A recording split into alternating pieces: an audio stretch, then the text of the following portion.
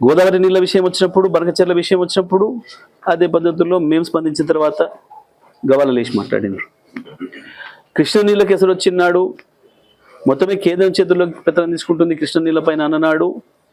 మేము మాట్లాడినప్పుడు బుకాయించారు. చివరికి కేసీఆర్ గారు వచ్చి నల్లగొండలో 1,00,000 మంది రైతులతో మీటింగ్ పెట్టి మీరు చేస్తారా, మేము ఉద్యమించాలంటే గవాల తెల్లారి అసెంబ్లీలో పెట్టి మళ్ళీ తీర్మానాలు చేశారు. తెలంగాణ హక్కుల పట్ల, తెలంగాణ ఆశల పట్ల, తెలంగాణ ఆకాంక్షల పట్ల వీళ్ళకి ఏమాత్రం సోయి లేదు, బాధ్యత లేదు. ఇవాళ ఉన్న ప్రభుత్వానికి కేవలం కమిషన్ల దందా కొరకు, ప్రభుత్వాన్ని ప్లాట్ల దందా కొరకు వాడుతున్నారు. ఉన్న భూముల్ని మందికి అప్పనంగా అప్పచెప్పి వాళ్ళ బొక్కసాలు నింపుకోవడానికి వాడుకుంటున్నారు ప్రధానం తప్ప అసలు ఏమాత్రం సోయి లేదు, జ్ఞానం లేదు.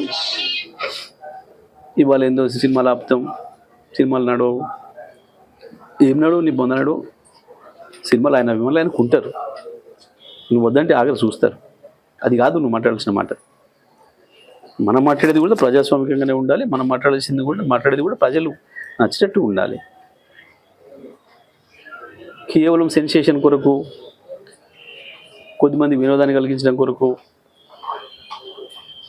ఛానళ్ళలో కాసేపు టైంపాస్ చేయడం కొరకు మాట్లాడే ఈ బాధ్యత లేని మంత్రులు ఉంటే ఇట్లనే ఉంటుంది ప్రాంతం పరిస్థితి. నేను చెప్పేది పవన్ కళ్యాణ్ గారికి సలహా ఇచ్చేది ఉపసంహరించుకున్నామని చెప్తే మంచిది సార్.